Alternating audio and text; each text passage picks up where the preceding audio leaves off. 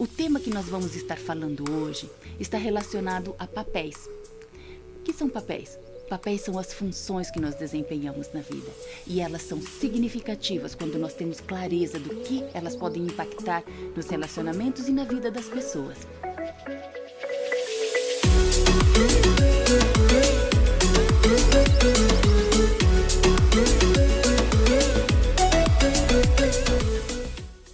Eu sou a Cleusa Maia, eu sou pessoal e profissional coach. E uma das coisas que eu mais gosto de fazer é compartilhar conhecimentos. Aqueles especialmente que foram significativos em minha vida e que eu considero que são significativos também nas relações. E o tema que eu escolhi para estarmos falando hoje é sobre os papéis que nós desempenhamos na vida. Eric Berne fala muito sobre este tema e ele define 3 aspectos dos papéis: pessoal, profissional e organizacional. O que normalmente pode gerar mais conflitos é quando nós não administramos os papéis pessoais, embora eles possam ocorrer nos outros também. O que são papéis? Vamos começar por aí. Papéis são as funções que nós desempenhamos. Por exemplo, uma pessoa ela pode ser mãe, pode ser pai, pode ser filho, vizinho, primo, amigo, etc. Os papéis na vida pessoal normalmente são estes. Onde é que tem problema de termos as funções ou os papéis? Não é em termos, mas uma das coisas que enrosca é quando nós misturamos os papéis. O que isso significa? Se uma mãe, ela é mãe, função de mãe, tem um bebê no carro e ela também é motorista, ela está dirigindo o seu carro. Se no percurso essa mãe está dirigindo, o bebê passa mal e ela for atender esse bebê e continuar dirigindo, qual a probabilidade de dar problemas? Imensa. Observe a sua vida. Em momentos em que você percebeu a sua relação conturbada, qual a probabilidade de você também ter misturado papéis? Por exemplo, você deveria ser amigo, você fez um outro papel, ou de consultor. A gente tem essa tendência de misturar os papéis, mas dá uma olhadinha para esse detalhe. Isso pode fazer muita diferença e aumentar a qualidade das suas relações. O segundo ponto que é muito comum de acontecer nos relacionamentos: trocar os papéis. O casal que decide casar-se, ok? O noivo vai casar com aquela noiva. A noiva normalmente casa com o casamento. Então, antes mesmo do casamento, ela pensa: ele é uma pessoa incrível, eu vou gostar de estar ao lado dele. Tem aquele defeitinho, mas depois, com o tempo, eu mudo esse moço. Aquela pessoa encantadora, carinhosa, maravilhosa que era a moça, começa a observar que algumas coisas estão incomodando e ela passa a mudar o papel dela.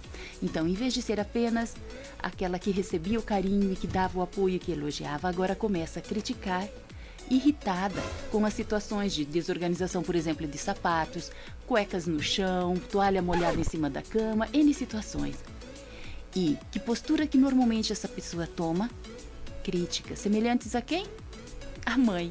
Pode ocorrer o inverso também, de ser o rapaz que antes era gentil, carinhoso, e após casar ele tenta corrigir a esposa, fazendo um papel mais de pai, de cobrança, de colocações. Esses 2 pontos são extremamente necessários de serem observados. Primeiro, não misturar os papéis. Segundo, não trocar de papéis. Se é para você ser esposo, seja apenas esposo. Se é para você ser pai, faça o papel de pai e de esposa e etc. Você pode me perguntar: mas então eu vou ver a situação e para eu não virar mãe nem pai, então eu não falo nada? Algumas pessoas me perguntam isso e a minha resposta é: não, você pode falar. Só que fale como esposa ou fale como esposo. E de que jeito que você pode falar como esposa ou como esposo? Primeiro, aqui vai uma dica de comunicação bem significativa, tá? Convide essa pessoa para que o momento que ela estiver disponível você possa conversar. Primeira coisa é esse detalhe. Por que é importante? Porque quando você fala: eu quero conversar com você agora, a pessoa pode estar com o coração fechado, não pronta para entender ou ouvir o que você gostaria de falar. Mas se você disser: quando você estiver pronto ou quando você puder, venha porque eu quero conversar ou trocar uma ideia com você, a pessoa virá provavelmente com o coração aberto para ouvir o que é que você quer falar. Primeira dica. Segunda, quando as pessoas chegarem e falar: pronto, vamos conversar, fale para a pessoa apenas como você se sente. O que isso significa? Se você está desconfortável com a toalha molhada, em cima da cama, então fale sobre isso. Eu me sinto desconfortável, ou eu me sinto incomodado ou incomodada quando isso acontece, ou eu me sinto desrespeitada quando eu tenho que sair pisando por cima dos sapatos. Seja qual for a situação que você queira tratar, trate, mas dizendo apenas como você se sente. Terminando de expressar como você se sente, pare e escute o que a outra pessoa tem a dizer. O que a outra pessoa tem a dizer é um momento importante, porque talvez ela vai refletir sobre o que é que você está dizendo e aí descobrir como é que é o seu sentimento e vai valer a partir do que ela vai falar. Ok, então se você se sente assim, então eu posso combinar assim, ou eu posso fazer nesse formato, e o que for que essa pessoa se dispuser a falar, normalmente é esse o combinado e aqui que faz a diferença.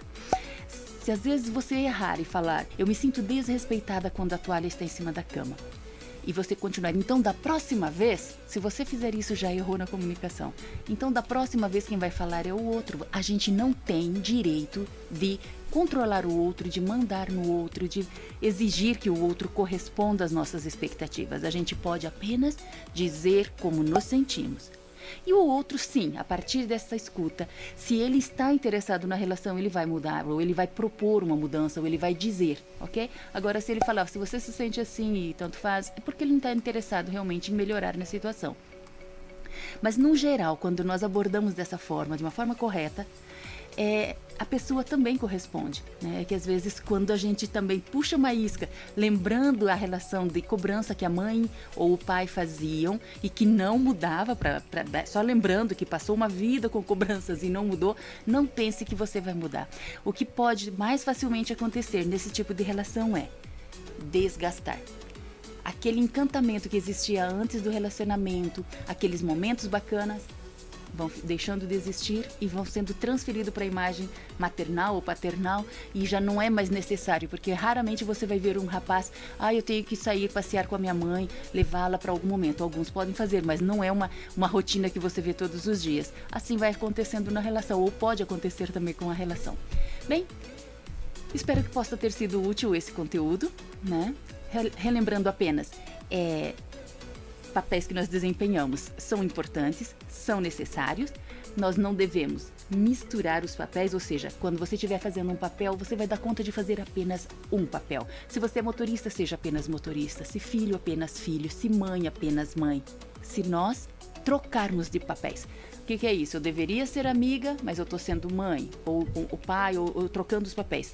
Isso geralmente é gerador de confusão, de desgaste nas relações e é onde as pessoas perdem oportunidades de serem felizes, de construir uma relação que seja gostosa, saudável e maravilhosa. Espero que você tenha gostado do conteúdo deste vídeo. No próximo vídeo vamos estar falando também de papéis, mas aí no aspecto profissional e organizacional. Se você gostou deste tema, inscreva-se no meu canal e compartilhe. Às vezes, quando ouvimos uma mensagem, uma frase pode mudar a vida de outras pessoas. Se você compartilhar, um amigo seu pode melhorar a relação dele. Alguém pode ser beneficiado com isso e eu também. Eu vou gostar de saber que você está apreciando os conteúdos e isso vai ser um incentivo para eu continuar fazendo esse trabalho que eu tanto gosto. Obrigada. Deixa seu like e inscreva-se.